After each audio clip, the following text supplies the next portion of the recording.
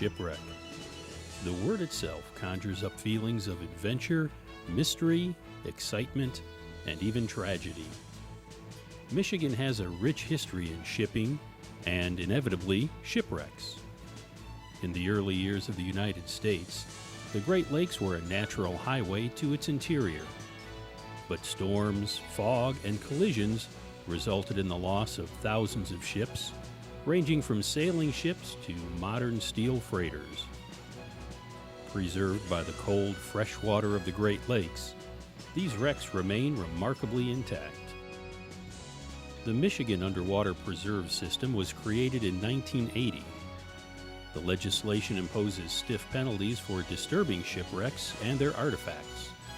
It's a felony to remove or disturb artifacts in Michigan's Great Lakes. Since 1980, Michigan's Underwater Preserve System has grown to occupy more than 2,300 square miles of Great Lakes bottomland in 12 district underwater preserves. They protect some of the region's most sensitive and historic underwater resources. Wreck and Tech operates out of 2 marinas on Lake Huron, diving wrecks in 2 shipwreck preserves. We split our time between Harbor Beach, where we visit the wrecks of the Thumb Area Preserve, and Port Sanilac, where we dive the wrecks of the Sanilac Shores Preserve. This program will focus on the Thumb Area Preserve. Another sunny summer morning, and it's time to go diving. One of the Sylvia Ann's best features is her large beam. She's 36 feet long with a 14-foot beam. See how wide she is compared to the boat next door. Her extra-wide beam makes her more stable in the water and more comfortable with more space for divers. The first wreck on our tour is the Dunderberg. The Dunderberg is one of the best examples of a Great Lakes schooner to be found anywhere in the lakes. Built in Detroit in 1867, she was working only her second season on the lakes when she was struck by the steamer Empire State and sank. She's upright and mostly intact on the bottom at about 150 feet. Her most prominent and famous feature is her bow. The Dunderberg boasts an intact bowsprit, complete with carved alligator figurehead. It's really unusual for a working-class ship like the Dunderberg to have been fitted with such a figurehead. Working ships were more about utility than ornamentation.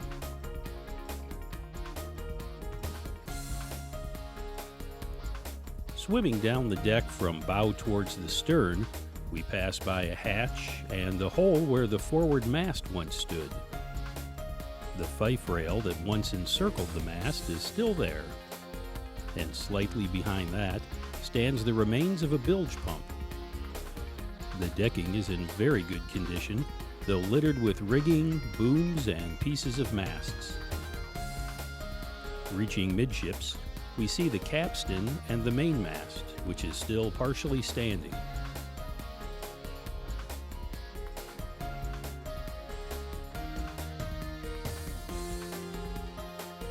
As we reach the stern, we find the broken remains of the cabin and stub of the mizzenmast.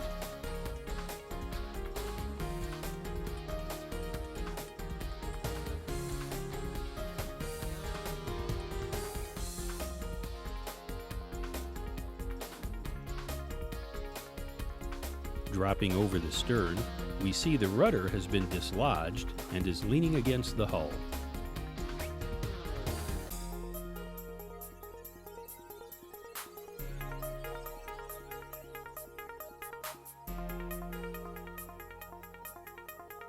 Beginning our swim back to the bow, we swim along the starboard rail.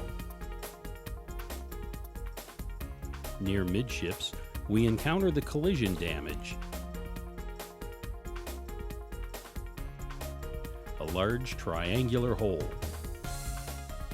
With the size of this hole, it's easy to see why she sank so quickly.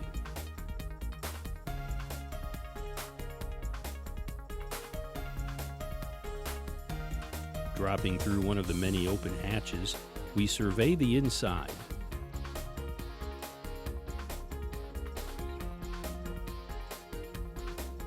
The ship is one big space from bow to stern, with plenty of sunlight entering through the hatches. Studying the construction of the hull, we see the hanging knees attached to the top of the hull that support the deck. What's left of her cargo of corn lies molding in the bottom of her hold. We swim past the collision hole, once again marveling at how much damage the Empire State inflicted on the Dunderberg.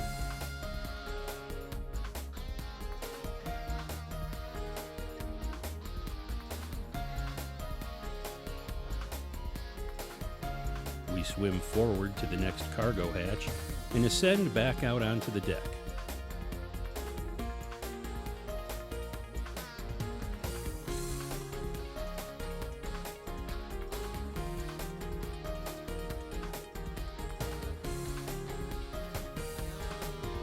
We continue forward, past fallen rigging to get back to the bow.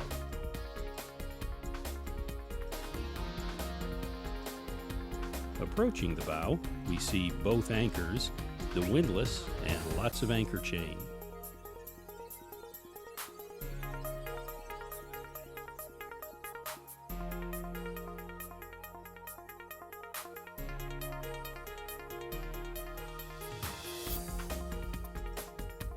Dropping over the side, we swim around her majestic bow once again.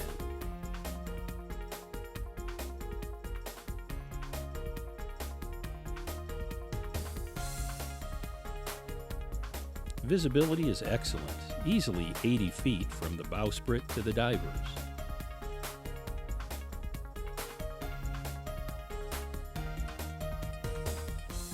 The price you pay for such an amazing dive is time.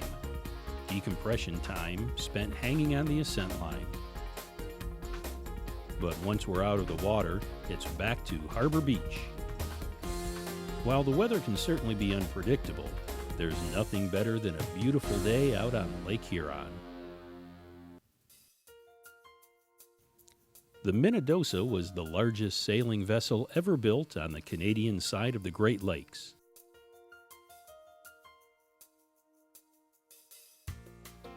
At 243 feet long, she is one big wreck.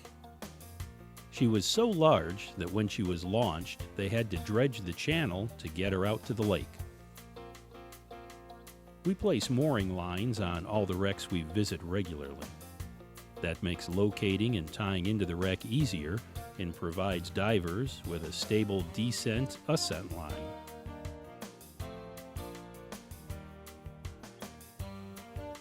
Today, the Minnedosa rests upright and intact, with her deck at about 200 feet and the lake bottom at about 215.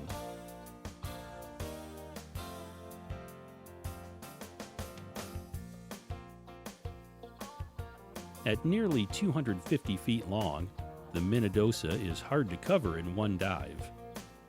Most divers find the stern the most interesting part of the wreck. The stern cabin has collapsed, and many divers mistake the cabin roof for the deck of the ship, but it's not. It's the cabin roof lying on top of the deck. On top of the cabin roof, divers have left some artifacts that they have found. There's a porthole and a taffrail log, which is a device they use to measure the ship's speed. They tossed it off the back of the ship attached to a wire, and the log would spin in the water. They could estimate speed by the number of revolutions it made in a set period of time.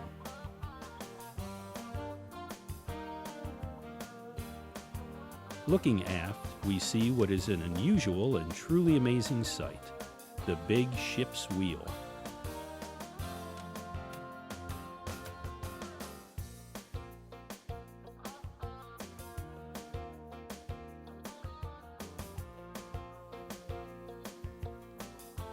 Swimming out past the ship, we admire the elegant curves of her stern.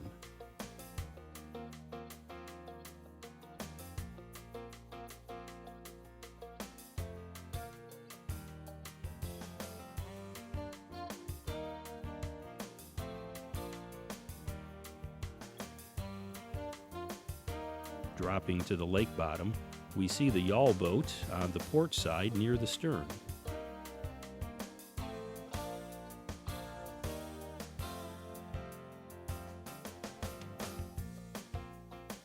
Back up on deck, we swim forward to the cabin area and drop into a cargo hatch. Her full load of grain doesn't leave much room, but it can be navigated carefully, although there really isn't much to see in there.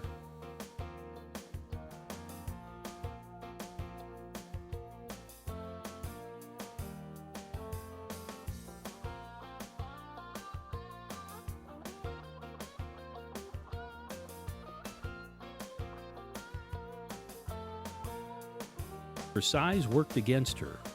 She was so large and required such a large crew that it wasn't financially feasible to operate her. So she was almost immediately reduced to a schooner barge, being filled with cargo and towed behind a steamer. It was in this configuration that she sank off Harbor Beach during a storm in 1905.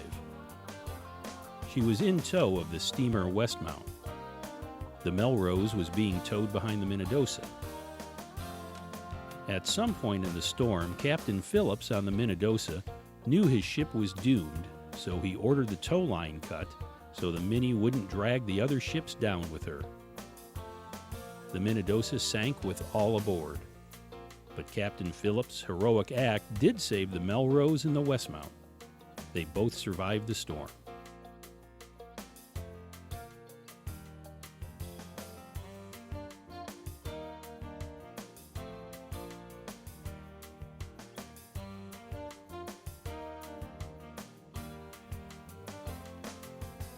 We come back out on deck and continue forward. The deck of this big wreck stretches out in front of us and is strewn with toppled masts and rigging.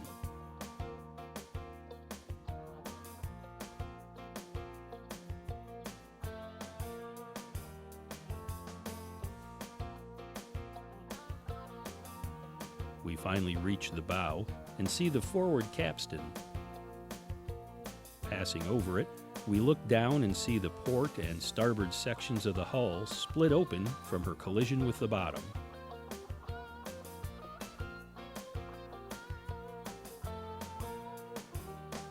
Her port anchor dangles from the side.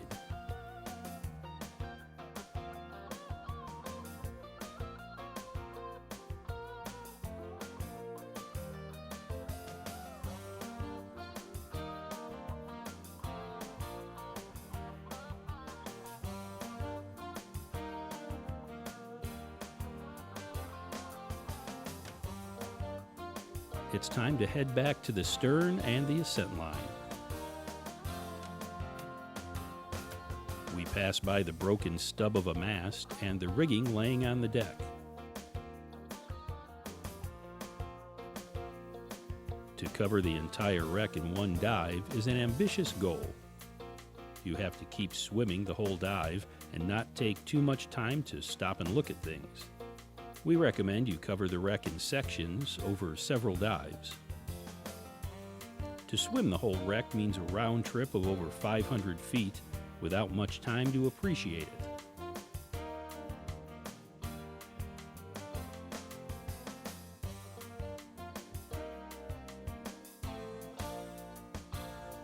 Once again, it's time to pay the piper for our fun, so we spend time decompressing. By the time we reach our shallower stops, the water is warm and bright with sunlight. On the surface, everyone secures their gear for the ride back to the dock and enjoys a beautiful Michigan summer day. We head out over a calm lake for our next wreck dive, the Glenorchy. The Glenorchy is a 356-foot-long steel freighter built in 1902. She collided with the steamer Leonard B. Miller on October 29, 1924, and sank. No lives were lost. She now rests upside down in about 120 feet of water. Since she is completely upside down, this is a wreck penetration dive and should only be attempted by those who are properly trained and equipped.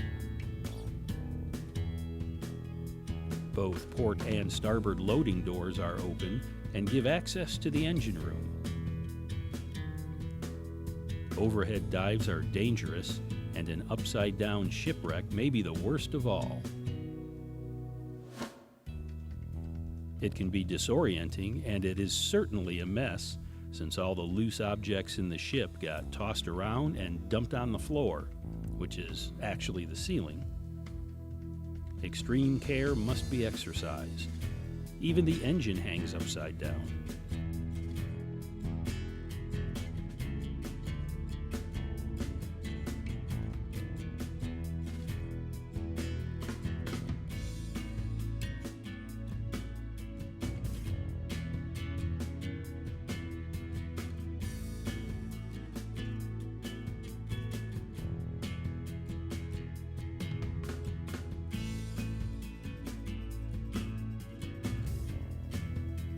As we ascend inside the wreck, we're actually getting closer to the bottom of the ship.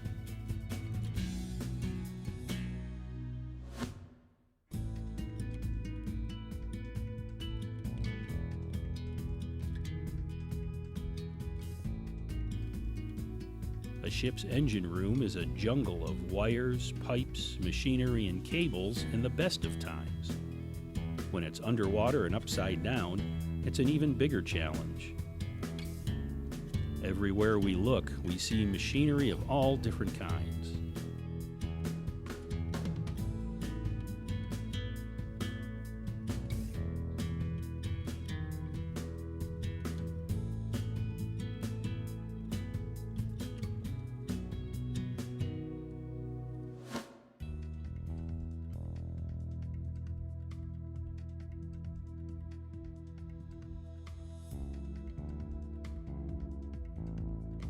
Even your exhaust bubbles disturb silt and rust, reducing visibility.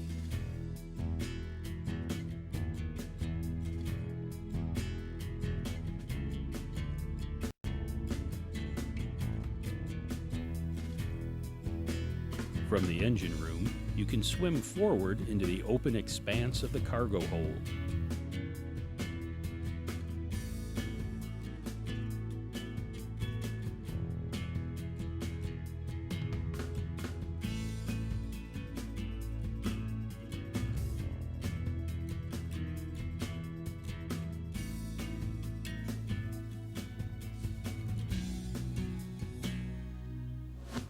Once in the cargo hold, we look around and see much of the steel support structure is bent or broken.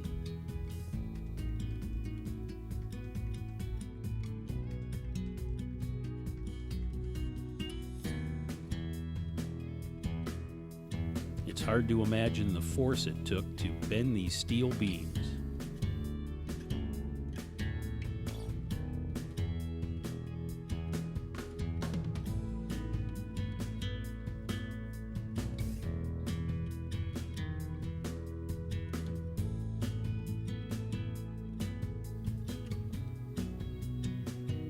The cargo hold is one big open area from the engine room all the way forward to the bow.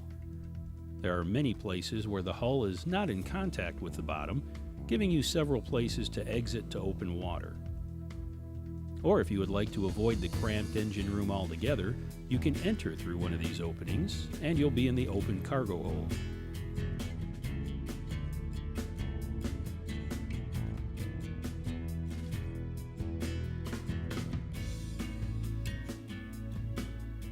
We keep swimming forward in the hold, but there's not a lot to see.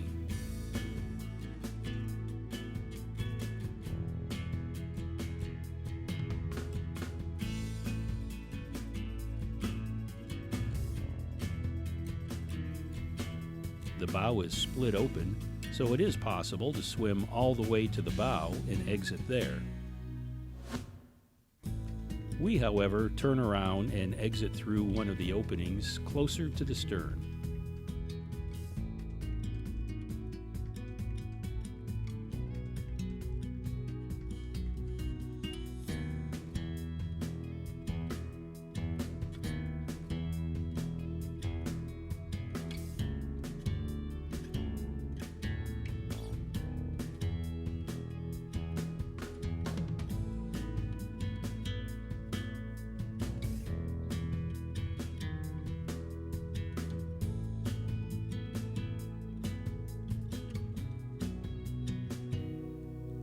Outside, we pass by the engine room loading door and see someone has left their deco tanks outside.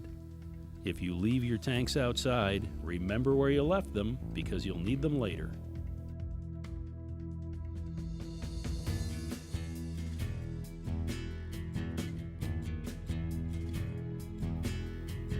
We swim out around the stern and admire the propeller, perhaps the most memorable feature of the wreck.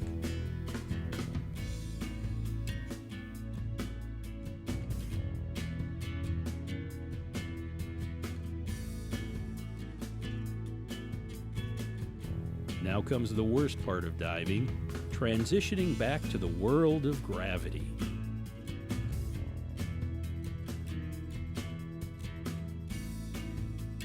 Man, this stuff is heavy.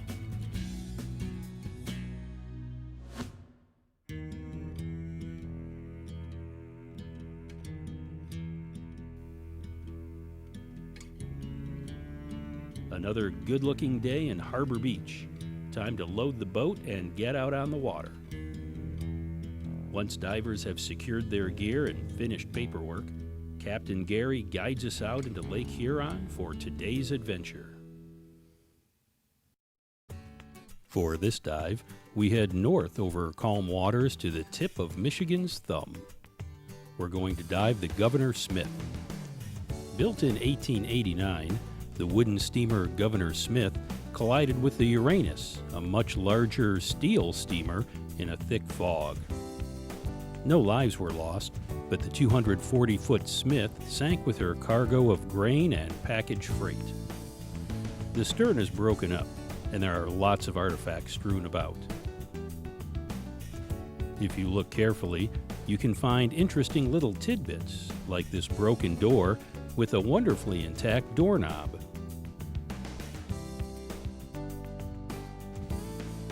Moving forward, we see the engine sitting out in the open.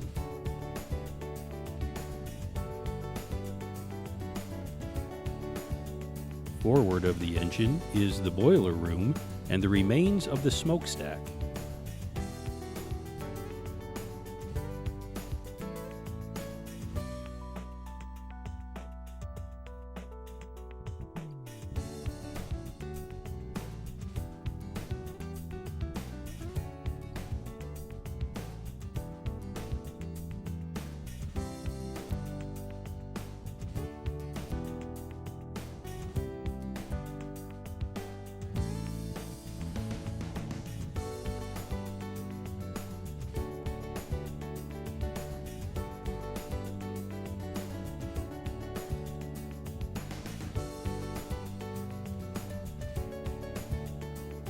Dropping inside, we investigate the cargo hold. We see the remains of her grain cargo in the bottom of the hold.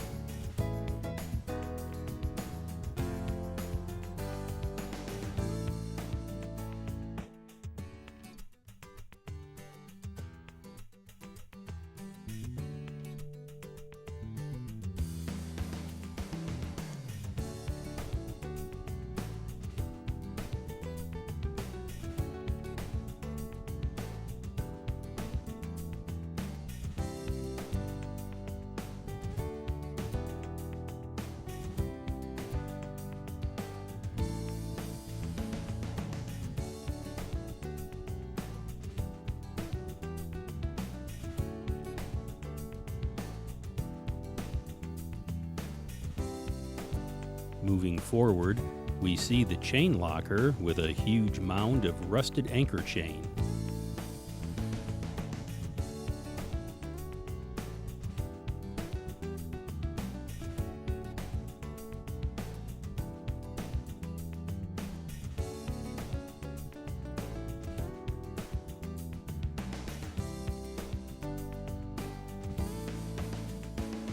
Back out on deck at the bow, we see the windlass.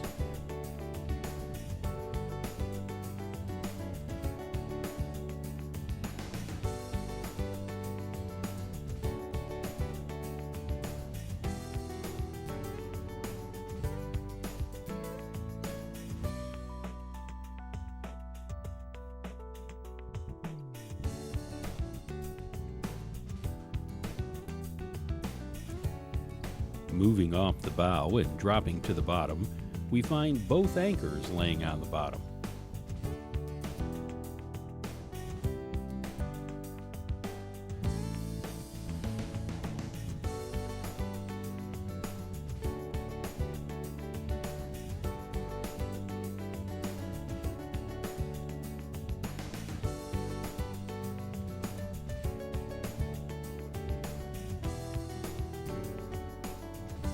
Back up on deck, we swim back towards the middle of the wreck to find the ascent line.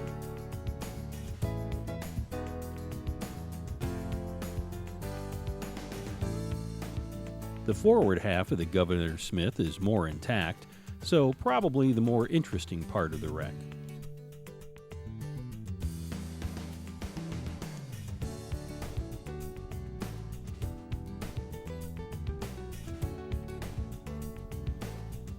After the usual time spent hanging on the decompression line, it's back to Harbor Beach.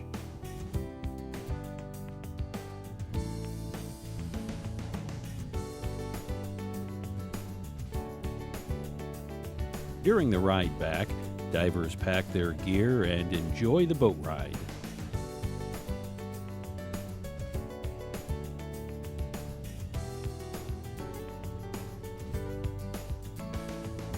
Another great dive, thanks to Captain Gary and Tom. The next wreck we're visiting is the steamer Detroit. The Detroit is a unique wreck because she is a side wheel steamer, sometimes called a paddle wheeler. Even more amazing is the fact that her paddle wheels are still intact.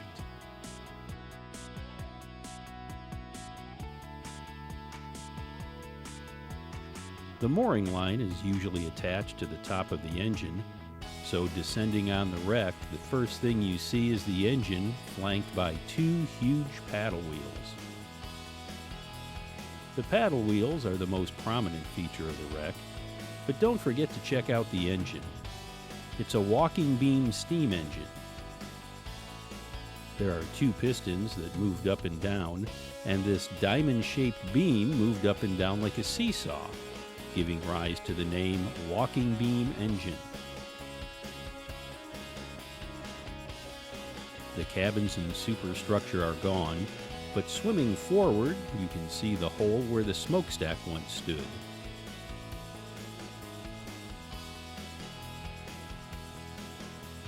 The Detroit is 157 feet long and was built in 1846. On May 25, 1854, she sank in a collision with the nucleus. The Detroit has been on the bottom of Lake Huron for over 150 years. Continuing to the bow, we pass over the deck and several hatches.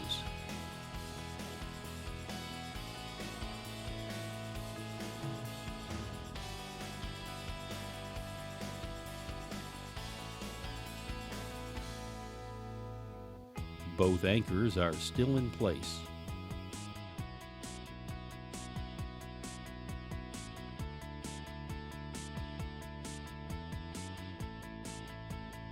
Swimming up over the bow, we pass by the windlass on our way back towards the stern.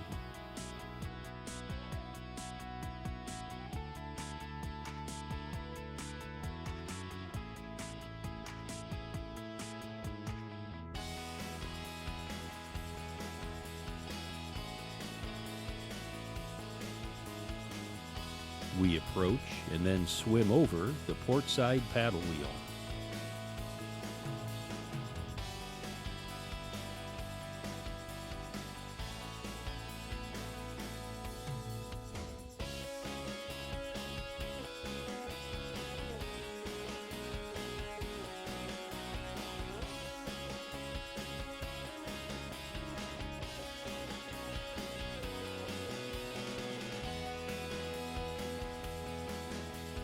We continue the tour along the deck and swim out over the stern. Descending to the lake bottom, you can see the rudder.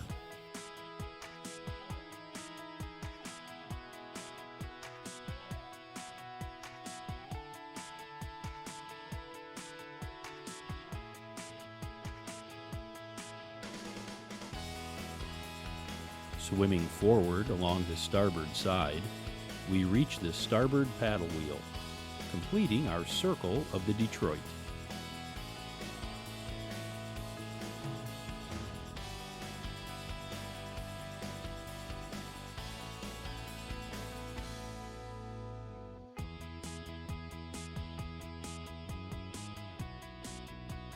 We find the mooring line at the top of the engine and begin our ascent to the surface.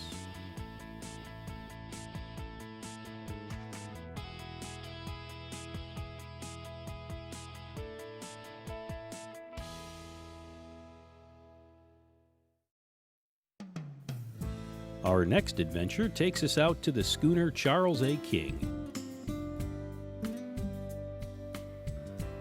The King rests in about 210 feet of water. Her foremast rises up to 130 feet and is usually the first thing you see as you descend. Following the mast down to the deck, we find the bowsprit on the deck. It's not broken off, but rather folded back onto the deck. Some schooners were built this way to allow them to fit through the lock systems on the Great Lakes.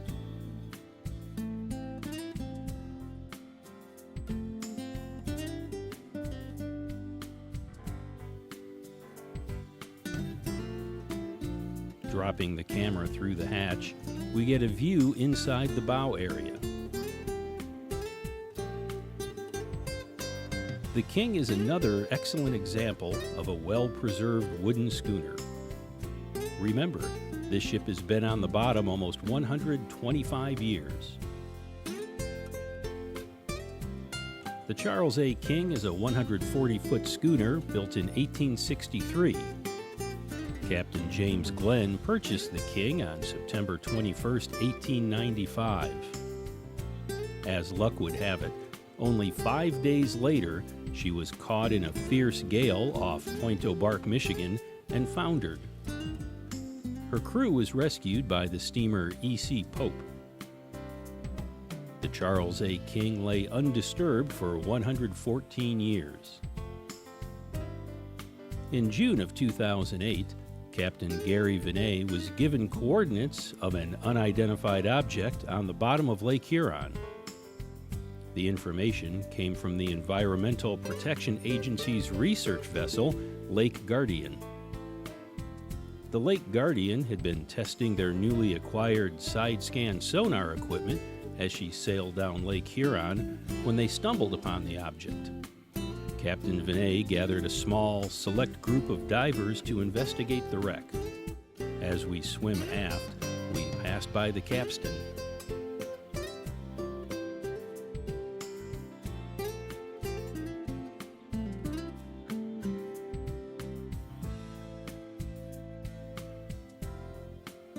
The further we go, the more damage to the wreck we find. She must have hit the bottom stern first.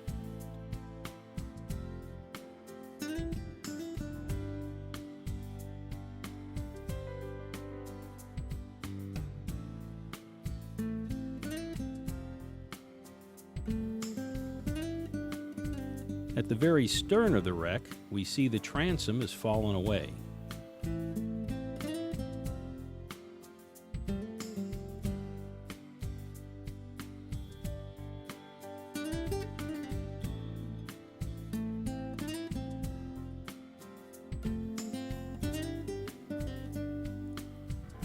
This is the transom, now laying back, almost parallel with the bottom.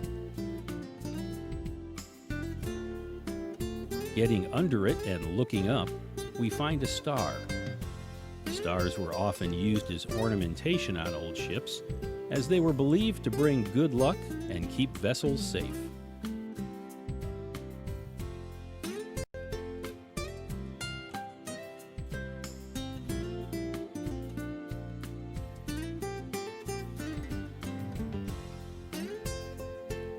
Even though the stern is broken, you can still see the ship's wheel sticking out in plain sight.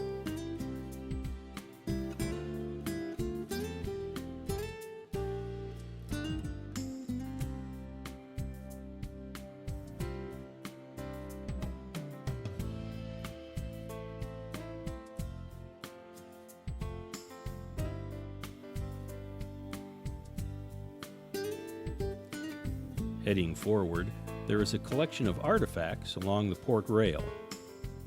Please enjoy them, but leave them in place for others to enjoy.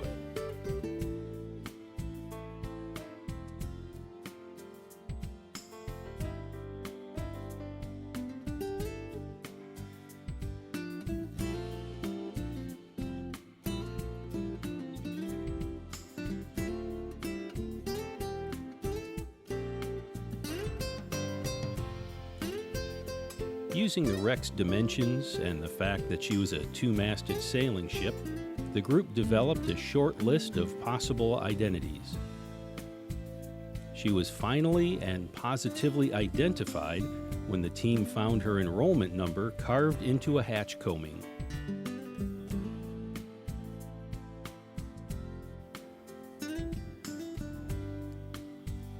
Swimming to the bow, we pass by the hatch combing that holds the enrollment number the team used to identify the wreck.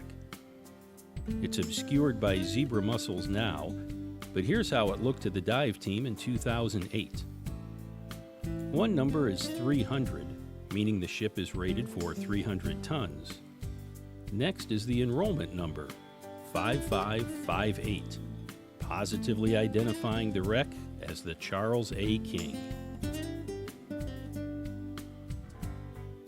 Finally, back at the bow, we admire the mast and rigging one last time as we begin our ascent.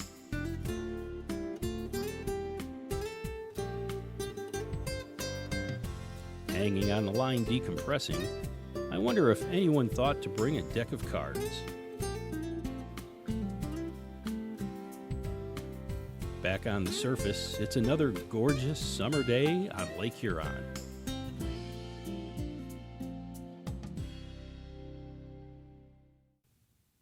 Probably the most unique wrecks in the Thumb area are the automobile ferries James W. Curran and John A. McPhail. The first thing we saw on this exploratory dive was a yawl boat. The boat wasn't needed during the sinking, as the vessels were unmanned while under tow.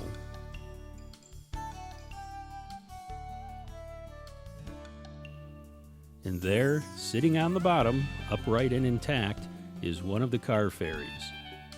They are at a depth of about 190 feet. The Curran and McPhail were owned by the Canadian government and carried cars between Sault Ste. Marie, Michigan and Sault Ste. Marie, Ontario in the days before there was a bridge. After the bridge was built, the car ferries were no longer needed.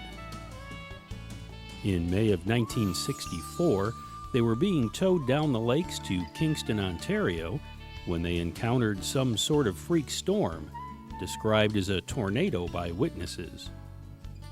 The Curran began to sink, and, being tethered together, took the McPhail with her. The tug Rogers wisely cut them loose and survived the ordeal.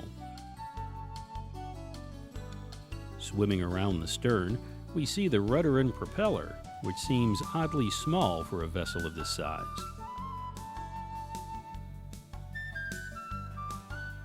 The loading ramp at the bow is down, and you can see all along the empty, flat deck back to the stern.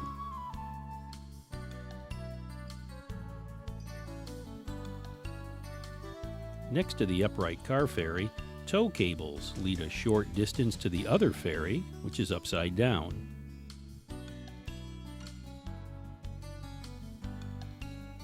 The elevated bridge located amidships acts as a sort of kickstand to hold the wreck up off the bottom.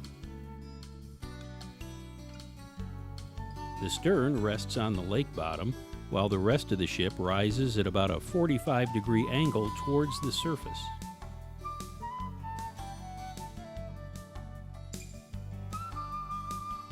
Getting right down to the lake bottom, you can investigate the superstructure, including the wheelhouse.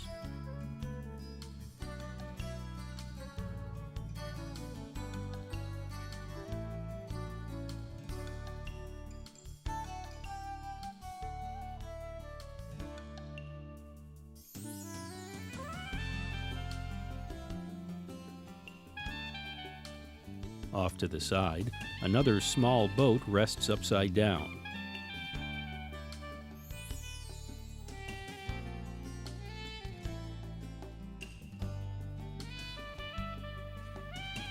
When investigating this wreck, be careful of the dangling lines and the tow cables.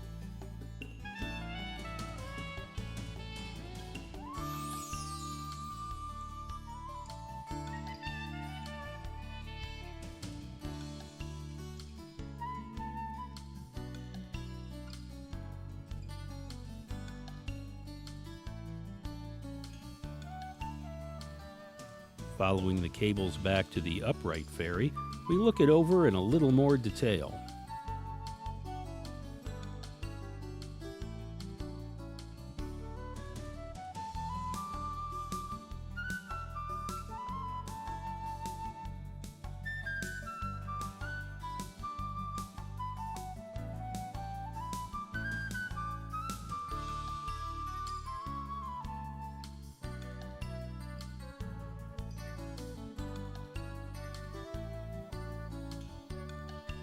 We visit the undisturbed wheelhouse and swim around the upper structure before returning to the ascent line and starting our journey to the surface. The car ferries are a long ways offshore and are not visited often, but when conditions are right, they make for a really interesting dive. Once again, we pass time decompressing on the ascent line before we can safely return to the surface. Topside, it's pretty relaxing as well. Unfortunately, the divers can't relax with a good book.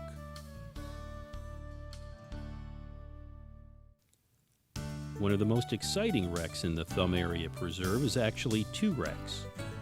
The Daniel J. Morrell is a steel freighter just shy of 600 feet long. She was 60 years old when she was caught in a furious storm in November 1966 and broke in half. The bow sank while the stern, still under power, sailed away into the storm. Descending on the bow, the first thing you see is the mast with the letter C for Cambria Steamship Company. She was built in 1906 in West Bay City, Michigan. Following the mast down, we find the pilot house.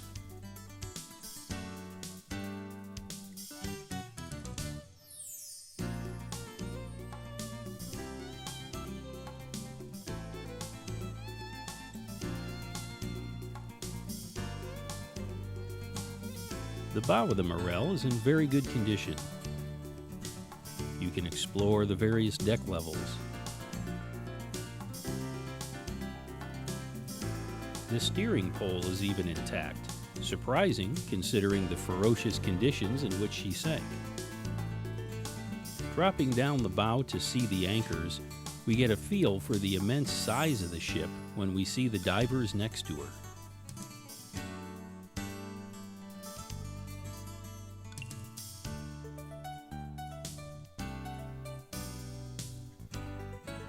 Swimming back up to the wheelhouse, we find it virtually empty.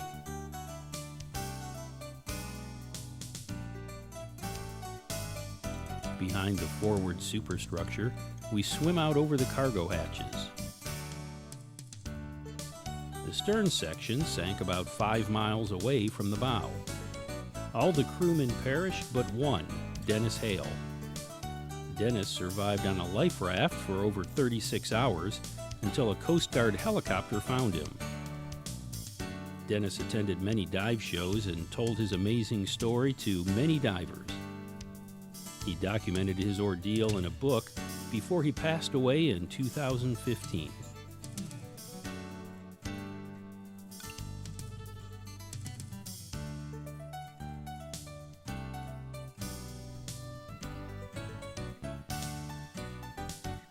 Investigating her cavernous cargo hold, we find interesting little things like this unbroken light bulb.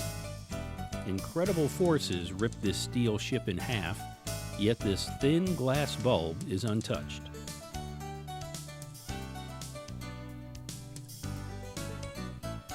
In the bowels of the hold, we find devastation. A steel bulkhead torn open. Inside, twisted and bent steel beams.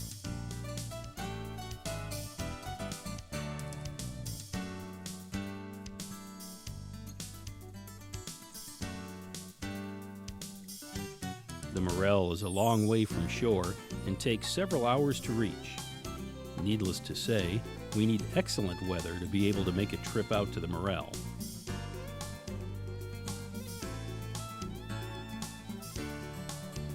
Returning to the forward cabin area, we poke around the various compartments. Divers usually keep the zebra mussels cleared from above the doors, making the cabin names legible. The cabin interiors are a mess. All the wooden walls have collapsed, and it's hard to figure out exactly what you're looking at.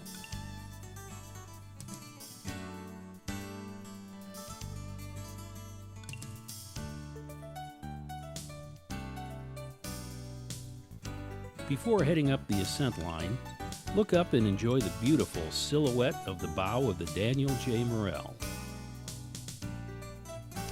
While divers are on the bottom enjoying their dive, we drop deco lines off the sides of the Sylvia Ann. This allows divers to spread out and reduce crowding during the shallow deco stops. There are brass rings on the lines, so you can clip off empty deco bottles if you wish.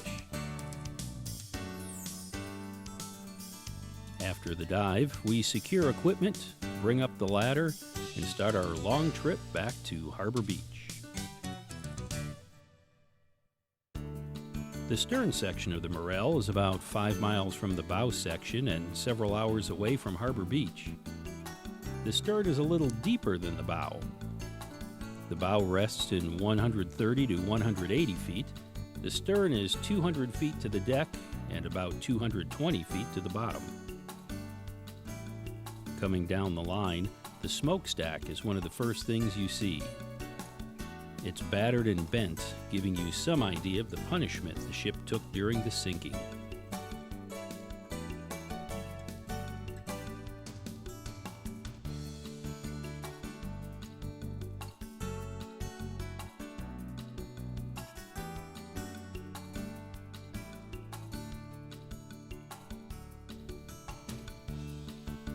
Swimming over the roof of the aft cabin area, we swim by the engine room skylights.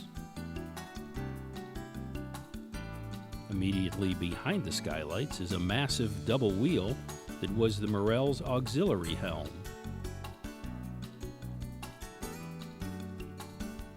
One of the skylights is open, providing access to the engine room, but be careful. Entering a shipwreck is extremely hazardous, and entering one that's over 200 feet deep is even more dangerous. Exercise great caution if you decide to venture inside.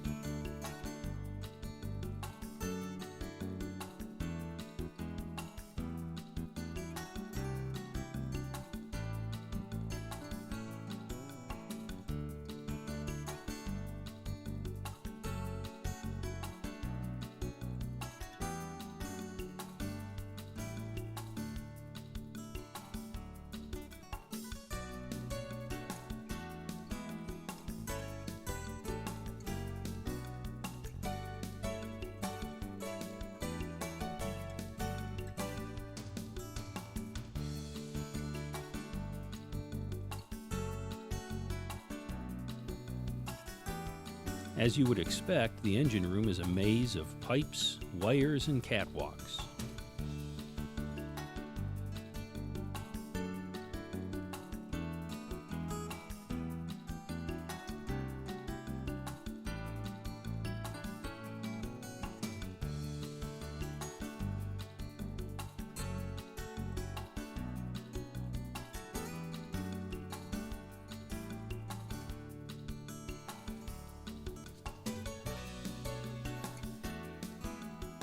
Exploring the cabins and doorways, we find a narrow corridor that leads way back to the stern. We just poke the camera inside and leave it at that.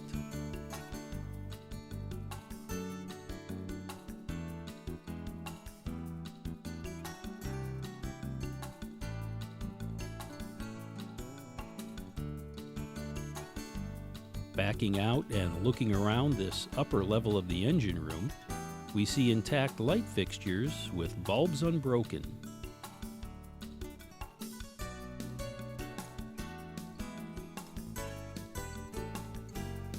Along the side is a wash sink and extension ladders.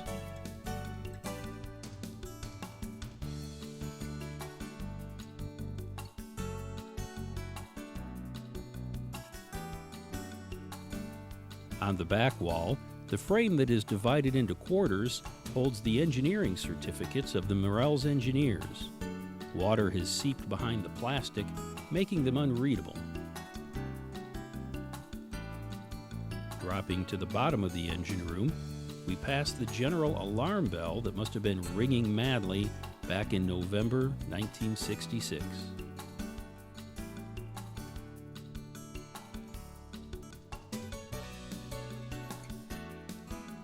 At the base of the beam is the engine room telegraph.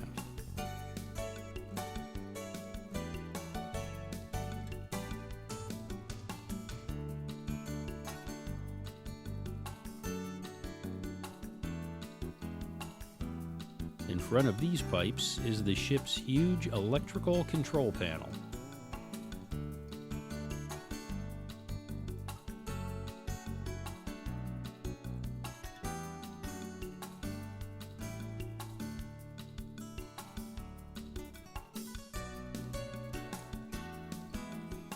In another part of the engine room, there are toppled cabinets and lockers torn off the wall, right next to a workbench with tools still hanging on the board.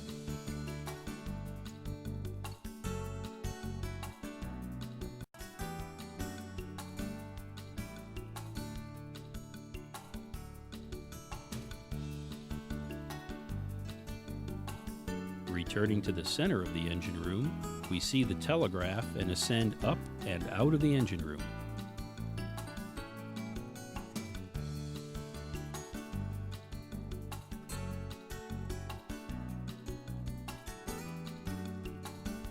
From the roof of the cabin area where we exited the engine room skylight, we drop over the port side and check out some of the cabins as we move forward.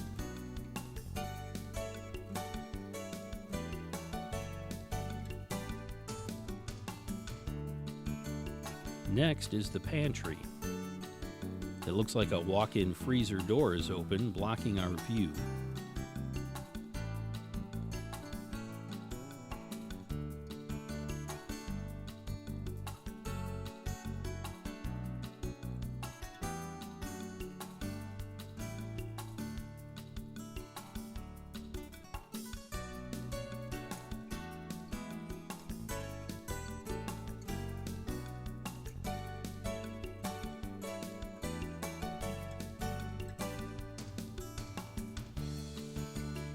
The next cabin forward is the galley.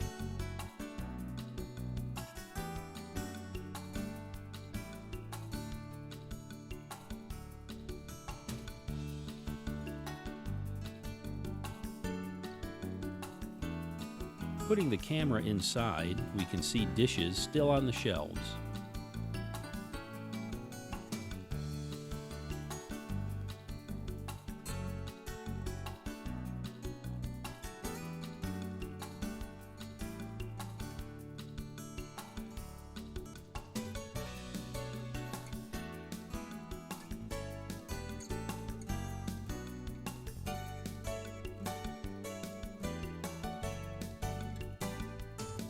Continuing forward, we eventually get clear of the cabin structure and swim out onto the spar deck. The cargo hatches stretch out in front of us.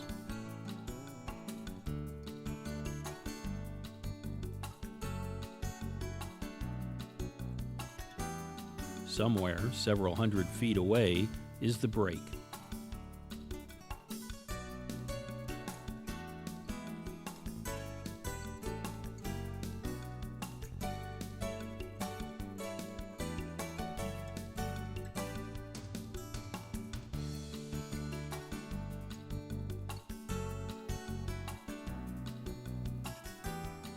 Bottom time is always too short at this depth and in cold water, so it's time to ascend. Once again, divers spread out over multiple deco lines. In the summer months, the warm water above the thermocline is a welcome feeling.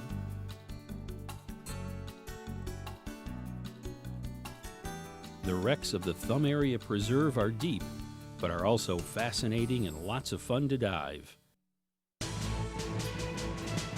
If you're trained and qualified for these dives, we invite you to contact Rec and Tech Dive Charters and join us for a visit to these wrecks yourself.